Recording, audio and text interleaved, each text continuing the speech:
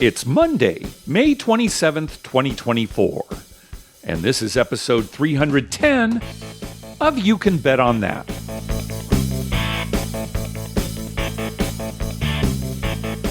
Hi, everybody. Welcome to You Can Bet on That, a podcast for the recreational gambler. I'm Mark Duvall. And I'm Dr. Mike. Dr. Mike, how's everything going? Pretty good. Everything is moving right along. Yeah, your school ended? School ended, yeah, and graduation was this last weekend. So I guess starting today, I'm free as can be for about a month and a half. Okay, good. Now, we're going to be going to Colorado here in a couple of weeks. Are you planning 8 days, Mark, 8 days. Yeah. Are you planning to do any casino action before then? That's a good question. Possibly. Okay. Yeah. Because you're free, Possibly. from what I understand. Yeah. So what else are you going to do? I know. I have a whole list of things here that have been given to me to do. Oh, okay. Gotcha. But I'll probably head down there a few times. Good. I got to get my free play. Yeah, you've been missing out. Yeah, you know what my dad would have said about that. That's right. You're losing money. You lost money. Yeah, because you didn't go get your free play. Well, longtime listeners of the show and even listeners who listened last week, because we kind of talked about it a little bit, know that Dr. Mike and I met at Farrell's, which was an ice cream parlor restaurant, very popular in the 70s and 80s, especially with kids, that kind of thing. But we met there, and as we became friends, we started to, with some of the other employees, once the shift was over, especially on weekend nights, we would go into the back party room and play some craps. Yep. So we were even doing it way back when. I don't think we were 21 then. Obsessed with the game.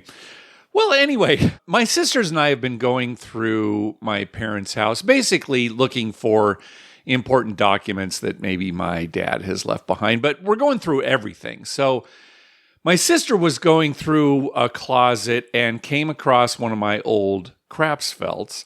And inside it, she found a couple of things from Farrell's, these Farrell's shift reports, these big pieces of paper, a couple of them taped together.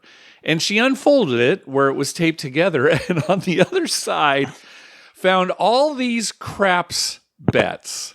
Now, what I mean by that is I had created new bets for the craps felt. Yeah. Bets that you and I would probably put on our craps table when we finally open our casino. Right. I sent you a picture of this. I'll post the picture. I got a kick out of it. I kind of, as soon as I saw it, I said, I think I know what this is. I'll post a picture of it on the show notes on the webpage. But for example, one of the bets that you could make, and I would just put this piece of paper right next to the felt. So, I could actually put people's chips on there. For example, easy 6. Or easy 8, two separate bets. That would pay 3-2. Yeah, that's a pretty good deal. Right? Now, all of these wagers, I made sure there was still a house edge.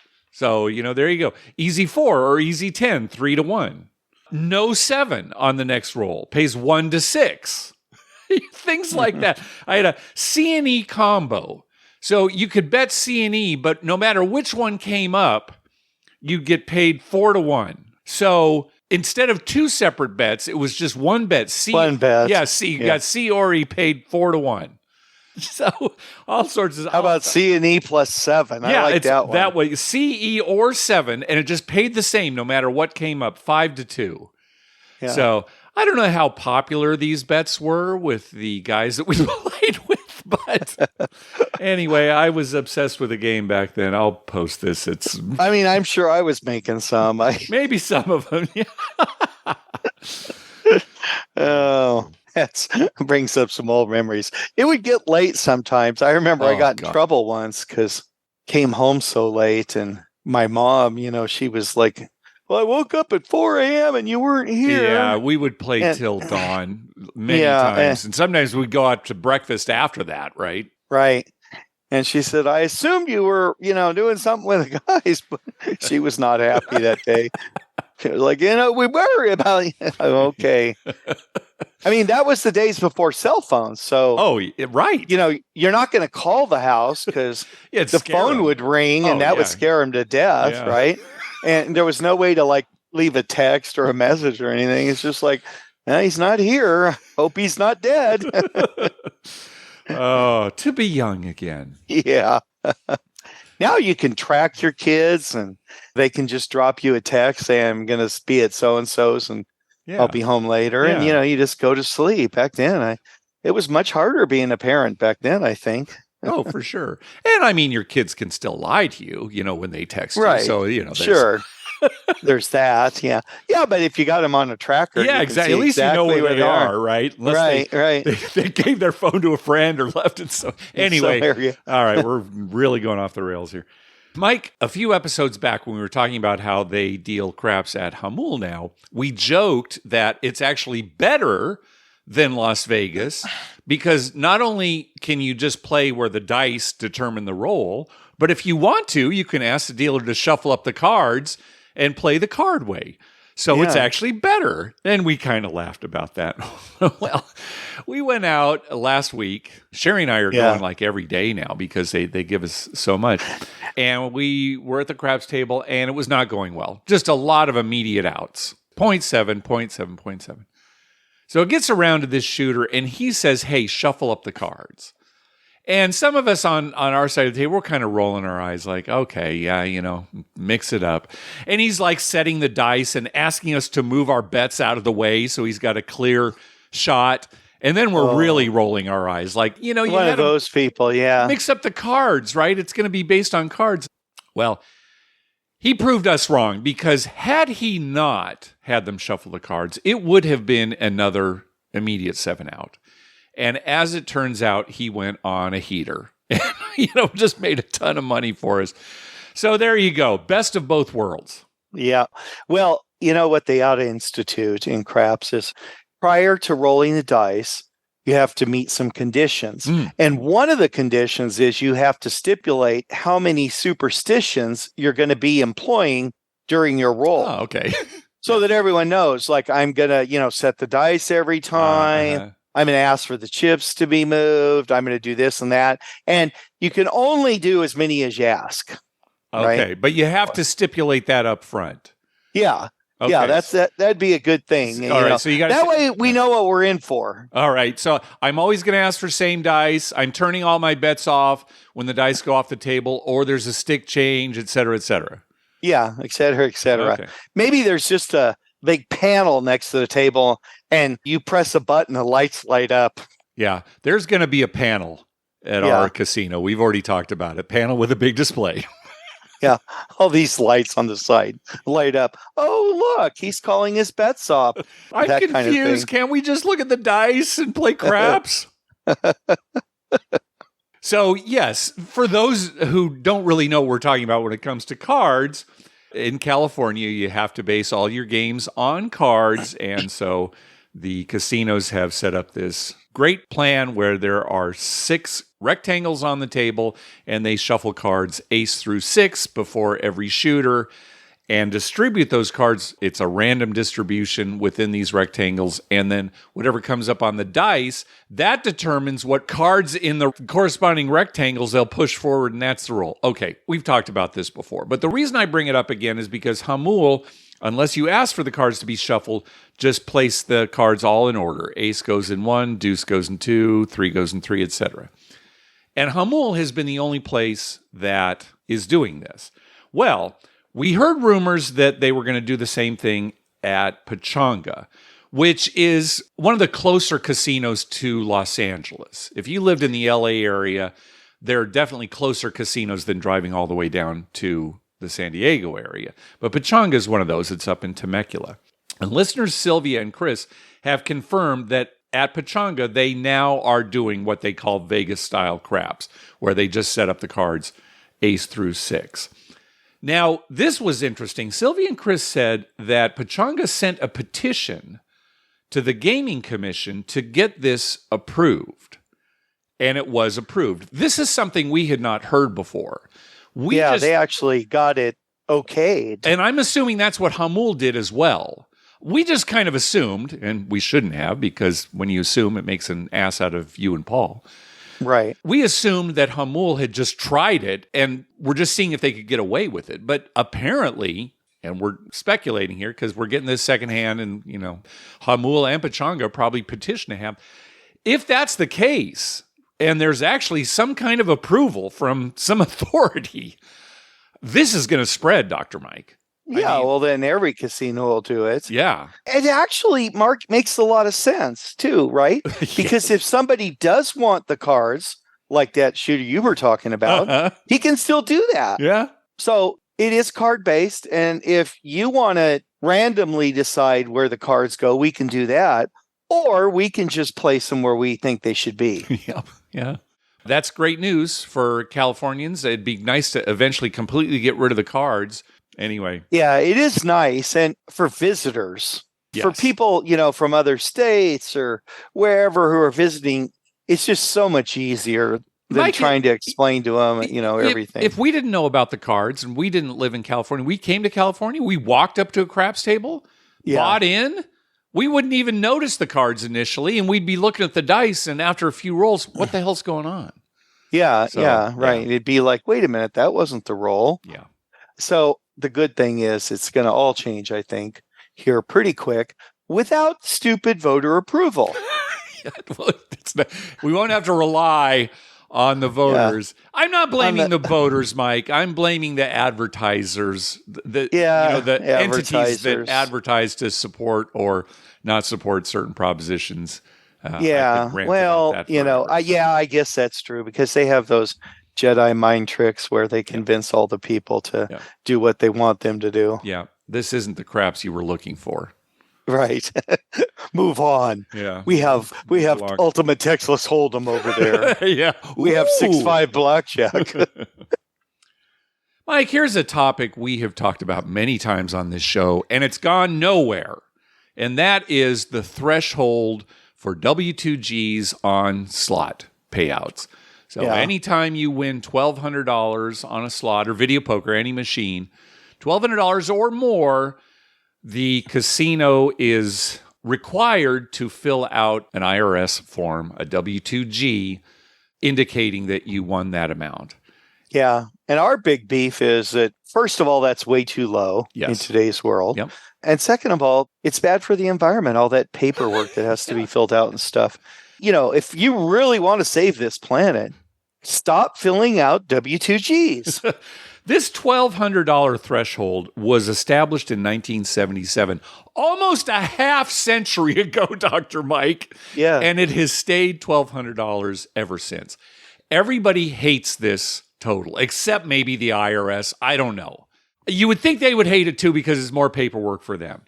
Unnecessary paperwork. There have been many legislators that have tried to pass bills to raise this limit. It's never gone anywhere. Well, there's a committee, which is part of the IRS, called the IRS Advisory Council. And among their duties is to recommend administrative and policy changes to improve taxpayer service.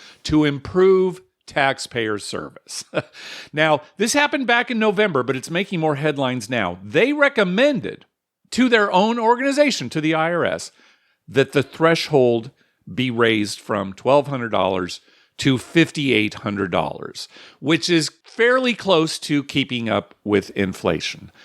So just the fact that within the IRS, they are recommending this, it's like, is it going to happen? Are we there? Are we close? Maybe we are. Maybe. Well, I love the 5,800 amount. I do too, because everybody was saying, just make it 5,000. That'll be fine, 5,000. But they must have been looking at inflation a little more closely and said, 5,800 makes more sense. They figured it out to the dime, right? Yeah, right.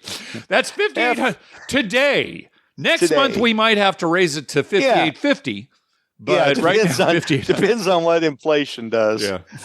Well, that's a good sign. At least the IRS themselves recognize how silly it is. Yeah. The thing about the 1,200, here's the other thing that really bugs me is, so you get issued a $1,200 W-2G, everyone will just write on their taxes, I lost more than that. And so, it's just a bunch of work for nothing. In most cases, people will have losses that can offset that. Yes. Yeah. Yeah. Almost in every case, I'd say. And plus, you don't think in terms, at least gamblers don't think in terms of a single win on a one spin of the slot machine. They're thinking in terms of sessions. You could Right. actually have a losing session and Yeah, still be. and might have got issued 4 W-2Gs, right? And here's another thing, too. It's so ridiculous. Let's say you're at a slot machine, a real high limit slot machine, where one coin in represents $300. Well, Right. let's say you play 4 coin in, you risk $1,200, and you spin, and you get one cherry, and that just gets you your money back, $1,200. Yeah, They have to W2G. issue you a W-2G, even though your net is 0. Right. Yeah. It's kind of ridiculous. Yeah. I mean, I could go on and on forever, Mark. I There's think so many ridiculous all things. gamblers are on the same page with this. The casinos are. Less paperwork, less manpower. Yeah. Anyway, fingers crossed. All right. Well, I'm going to be watching this carefully. Are you? Yeah. It's going to be a national holiday for gamblers. When Dr. Mike says he's going to be watching this carefully, what he means is he's going to be paying attention to texts that I send him related to this. He'll hear it from me. Exactly. Yeah. Exactly. Hey, thanks to everyone who's been clicking through our Amazon link. Remember, whenever you're going to buy something through Amazon, please go to our page first. You can bet on that.com and click through our Amazon link towards the top of the page. And again, we really do appreciate that people still have been clicking through, and it means a lot to us. It really does. Thank you. Yes, thank you very much. All right, voicemail time. First up is Tony. Hey, Mark and Dr. Mike. This is Tony from Jamestown, New York, calling back with Singapore Part 2. So as you'll recall from last time, I was planning on coming back to Singapore at the end of April, and I did. Went to Resorts World Casino this time. Just a quick update on the casino itself. As you would expect, tons of slot machines, baccarat, going anywhere from no commission games from $10 to $100, and then full baccarat with, $200-$300 limits. Lots of sickbo or a sickbo variant, no craps, no pai gow poker, and only 4 tables of pai gow tiles, which is kind of surprising. I expected to see more. At any rate, did well again. Apparently I can't lose in Singapore. So bought in for a couple $100 and left with $700. So that's a win in my book. I'm going to chalk this up to I am positive for life in Singapore. Take care, and appreciate everything you guys do with the podcast. All right. Thanks for the report, Tony. Yeah, that's a bold statement, though. That's like something I would say, because, he's going to go back to Singapore. You think he will? Oh, of course. Okay. He can't lose there, Mark. I'd be there. That'd be my permanent vacation spot. See, and my philosophy would be, no, I'm never going back because I want to be up for Singapore for my entire life. For your entire life. Yeah, that's how you and I are different. Yeah, well, I'm a gambler. I'm willing to risk my entire life status by going back. Yeah, you're more of a gambler than I am. I'll give you that. Yeah, risk taker. Yeah. Tony emailed us after the call, too, just to emphasize that, there were some $200, $300 limit baccarat tables, but there were also some really high stakes baccarat tables, not surprisingly. So yeah, I imagine there's some huge ones. Yeah. All right, next call. Hey, Mark and Dr. Mike. This is Coles from Virginia Beach. Got a kind of interesting story for you. So it's kind of long overdue, as this happened about 2 years ago. I was out in Vegas for my bachelor party, stayed at the Venetian, had an awesome time. Unfortunately, not many of my friends like to play craps, but the last night we were there at the 11th hour, I convinced my best man to go to the craps table with me at the Venetian, and we shot for about half an hour, hit a few points, went up a little bit, and then decided to call it for the night. So as I went to the cage and went to cash out my chips, the cashier handed me back my cash and then gave me back one red $5 chip. And so I asked her, so what is this? And she said, well, this is one of our old chips. We don't accept these anymore. And I was sort of puzzled, and I said, well, I got your chip right from that craps table, right, 10 feet from us. What's the deal? And she said, well, go take that up with the pit boss. So I took the chip over to the pit boss and told him about it, and he basically told me to go back to the cage and take it up with them. So I decided to cut my losses and kept the chip as a little memento. But, if that were a green $25 chip, let alone a black chip, I might have been a little bit more upset about that. So I was just wondering if you've ever heard of that happening, or if people are somewhere, feeding in old chips into table games. But yeah, I'd like to hear your thoughts. Love the show, and thanks for everything you do. Bye-bye. All right, thanks. Yeah, we haven't really heard stories of people slipping in old chips. I'm sure it happens, and maybe that was what happened in this case, although I think it's more likely that somehow it just slipped through the cracks. The problem is they wouldn't cash the old chip, but the real problem is the employees going back and forth and passing the buck. You should never be in a situation where one employee says, hey, go back to where you were and get it worked out. And then you go back there and they say, no, go back to the cashier and get it worked out. That's the real problem. Yeah, I mean, that's kind of lame. It right? really is. Yeah, it's bad customer service, and it's a $5 chip. Come on. Somebody and must you know be what, able to come over and the cashier might have some strict restrictions put on her where she can't take it because maybe it's not RFD'd or understood. Yeah, something like that. But at the table, yeah, you go back. The pit boss, you gave this to me. Yeah, the pit boss should just give you another chip. Yeah. From a sack. Take that chip, put it on the back counter, and then tell his supervisor, whoever, hey, this was in here. Yeah. We're a nickel short. It's only $5. And here's the thing. Coles was saying, what if it had been a green chip or a black chip? You would hope that a black chip wouldn't make it through because they would hope. Monitor them so closely. But yeah, then what do you do? Right? Where you're being told to go back and forth. Maybe the pit boss is not in a position to just swap out a black chip. But then Coles, that's a lot of money, right? What's he going to do? Yeah. Waste his time arguing with people when, he was given that chip at the table. Anyway, yeah, this is bad. Well, it's service. just very bad customer service. Yeah. In a business, if you were told to go see somebody and you go to that somebody should never say, go back to the first person. Right. There should be some alternative at that point. The pit boss probably can't leave his station, but maybe when he is able to, walk to the cashier with the customer and then discuss it with the cashier. Come up with something. Yeah. Right. That's kind of like the old when you're a kid and you're trying to play parents off of each other, right? Yeah. Well, mom said, well, go ask your dad, and and then blah, blah, blah, back and forth. Yeah. Till you get the answer you want. Or you just say, oh, mom said it was okay. Oh, dad said it was okay. Just go back. Oh, the pit boss said it was okay. Yeah. The pit boss said it was okay. He said cash it. All right. Next up is Fred. Hi, Mark and Dr. Mike. This is listener Fred. I listened to your episode 308, and in that, a listener called in and talked about how he found a ticket in a machine, about $98, waited 15 minutes, nobody came, and then his family used that ticket for successful gambling over the weekend. Your response was, be very careful, and I think that response was very accurate.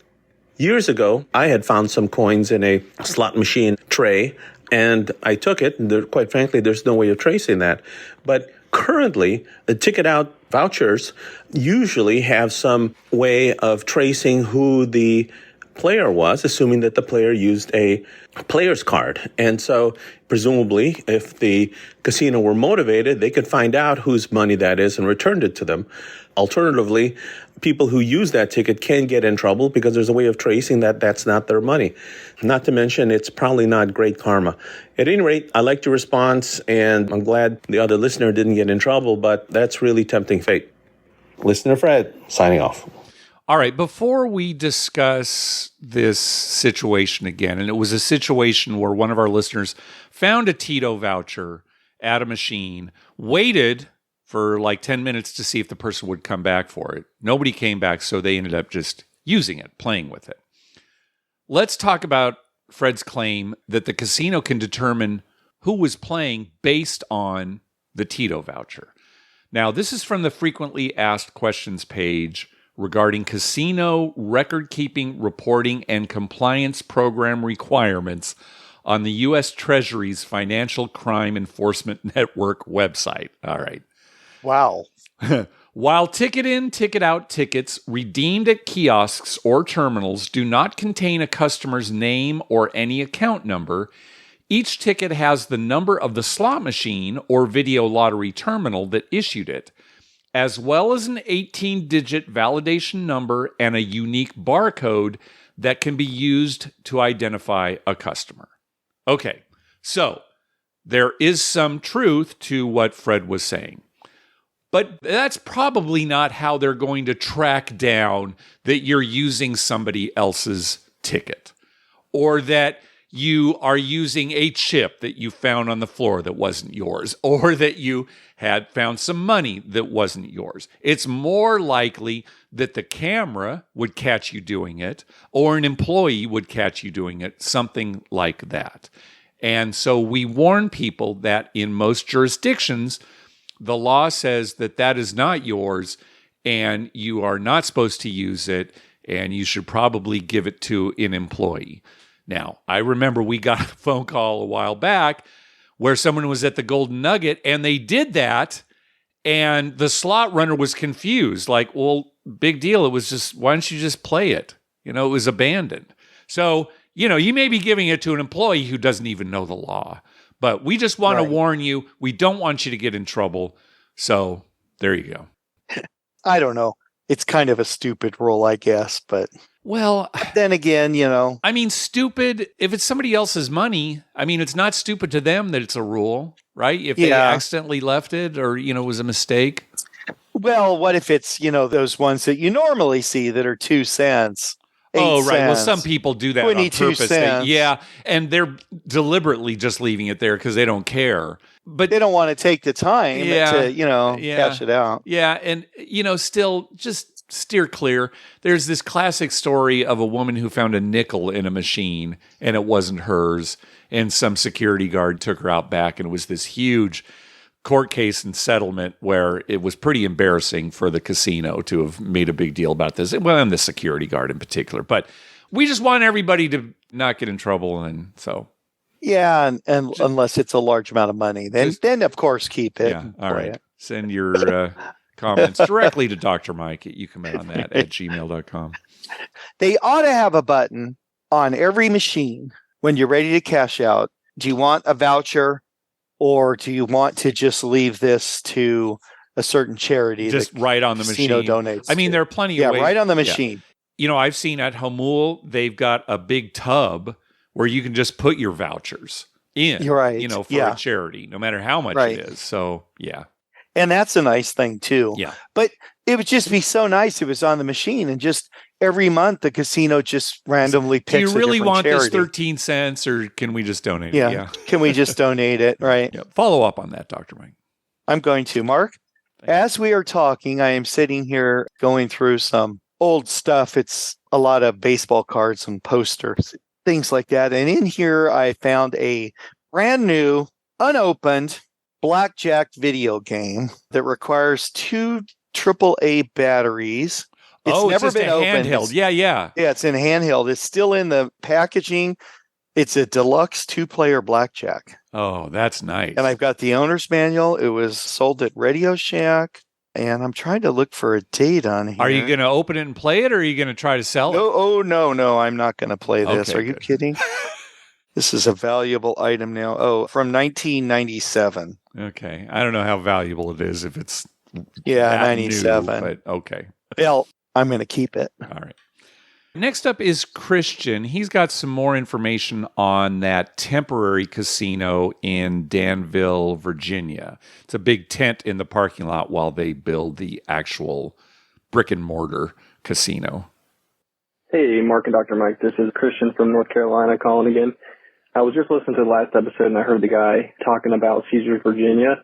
I kind of wanted to give a little bit more insight to the craps situation going on there. So I was there last night, didn't play a whole lot of craps because it was a $25 table. But I really wanted to play some craps and figured that was my opportunity. They just last week got a real craps table put in there. Before that, all they had was crapless craps. So I bought in for $150. I just did a pass line bet.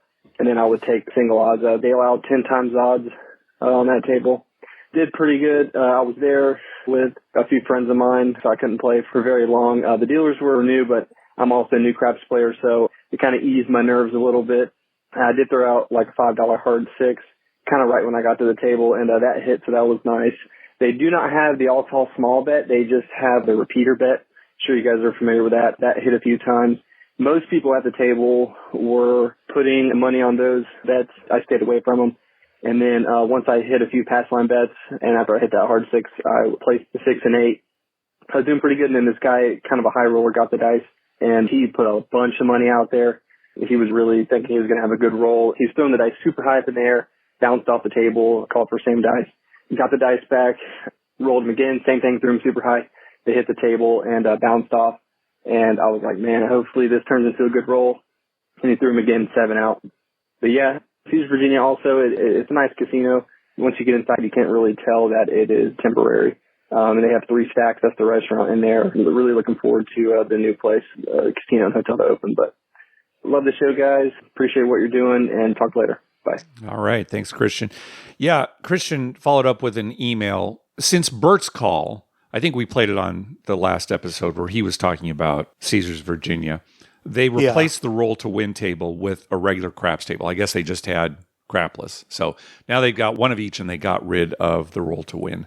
And it was kind of hard to hear, but Christian mentioned the restaurant that they have there. It's called 3 Stacks. 3 Stacks. Kind of a good name for a casino area, I guess. Oh, how much you buy in for? Oh, 3 Stacks. How much you up? Oh, 3 Stacks. All right. Last call. Hey, Mark, Dr. Mike. Jeremy from Los Angeles. We met back when you guys were at the Harrah's Hotel last time, and I made all those hardway bets. None of them hit, but que sera, sera. Just had a thought. You know, this last episode you talked about these call bets, no call bets. For some reason, when I learned how to play craps at the O'Shea's, the old one, on the Strip, people were making bets as the dice were in the air. Am I crazy? Well, besides the usual crazy? I could have sworn that the keeping the dice in the center of the table was more of a recent, let's say, last 15, 20 years thing. And about 30 years ago, it was just Armageddon out there. Anyways, that's about it. I am headed out to Vegas this week, actually, for my very first time to see a concert in Las Vegas. I'm going to go see Pearl Jam twice this weekend. I know that sounds crazy to some, but they play a different show every single night. I've been to Vegas over 100 times. This is my first concert. All right. Hope all is well. And I'll talk to you guys soon. All right. Nice. Good luck on your trip, Jeremy.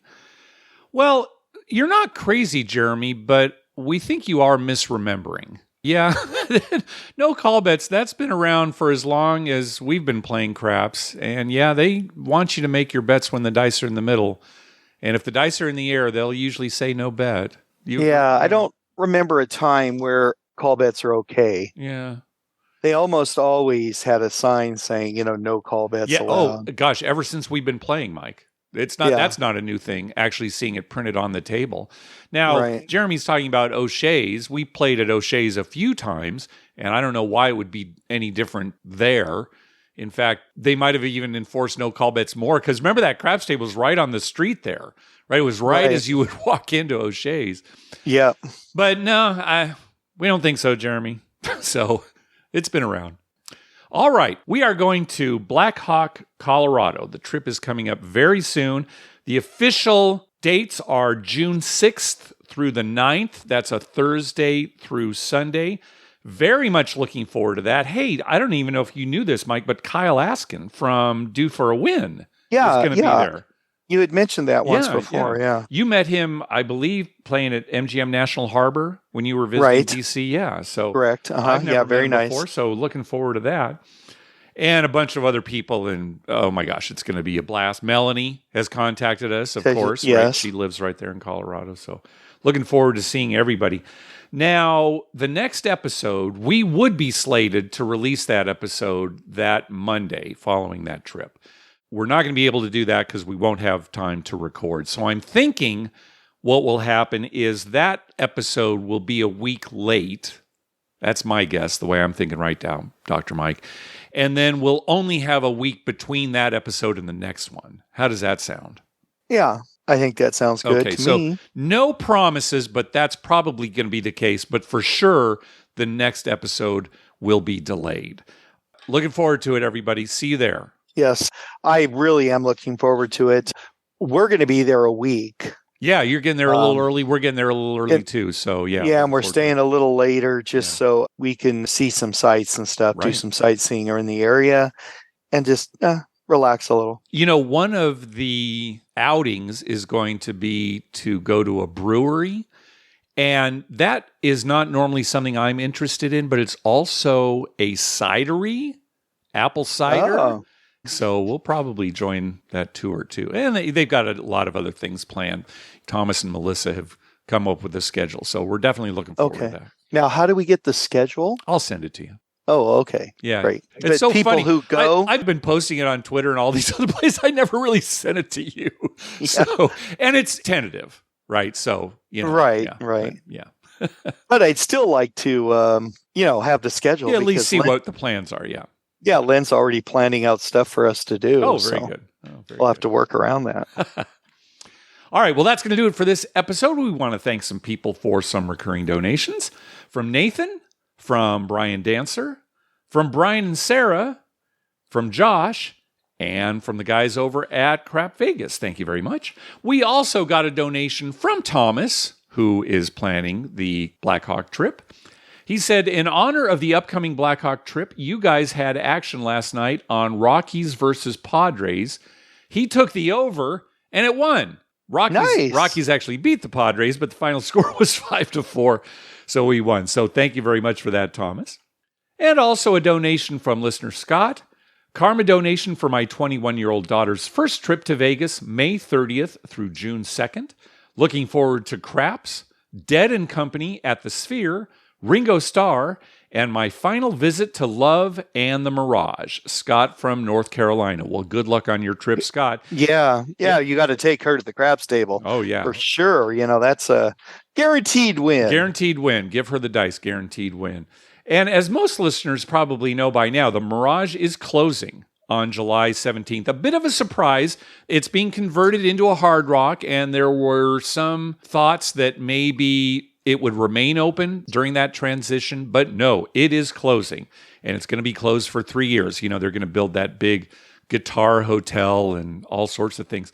Gosh, Mike, the Mirage, I remember going to it when it opened. I was there with my grandparents, and we always stayed at the Hilton, which is now Westgate, and we took a trip over there, and it was like nothing we'd ever seen before. This was before all the big resorts and the theming and everything had come to Las Vegas. Right. Wow. I remember that same feeling walking in there for the first time, thinking, this is amazing, Think about it. It was like going from the old type of casinos, like you're at Four Queens downtown or something, like that. And then all of a sudden there's this, lavish resort. Oh, you go and it's lush and and all these plans. Yeah. Yeah, it was more than just a casino. Right. It was something to see, right? As that's what it was. Yeah. So it's like they say on 500, don't get attached to anything in Las Vegas because it may go away, right? Right. It's an ever-changing town.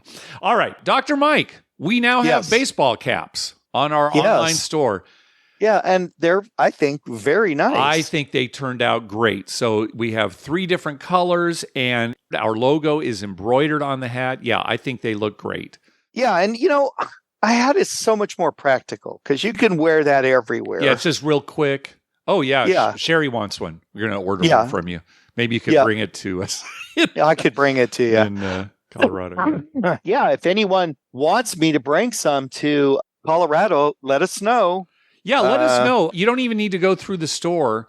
Just let us know. You can check out the store to see what they look like and the colors and everything. Yeah, which one you want. But just email us. You can bet on that at gmail.com, and we'll just bring it along, and it'll save you the shipping, and it'll be good.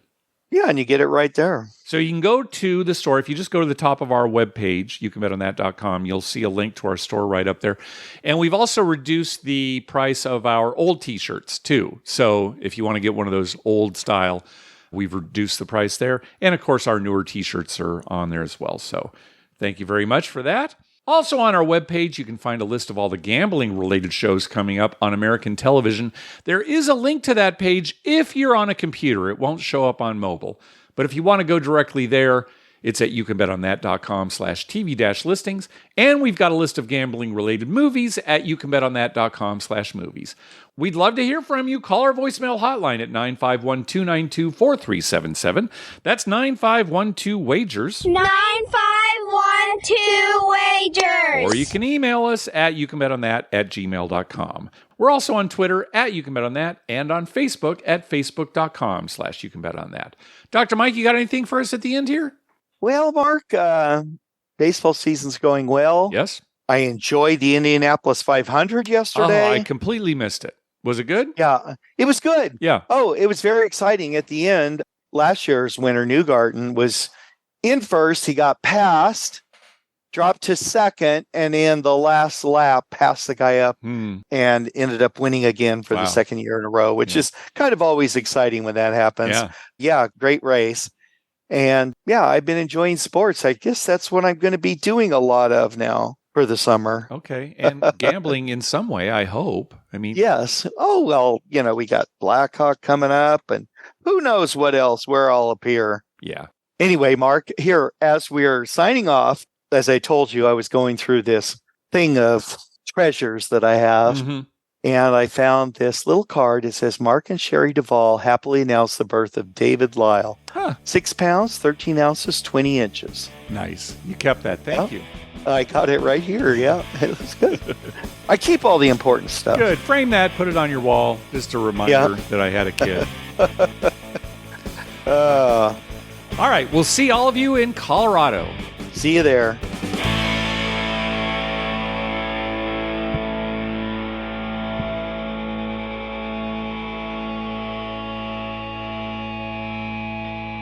Come on, my card only has a 1 in 52 chance of getting picked anyway. How did you know that? You're like Rain Man. Quick, how many toothpicks are on the ground? 0. You need to go to Vegas.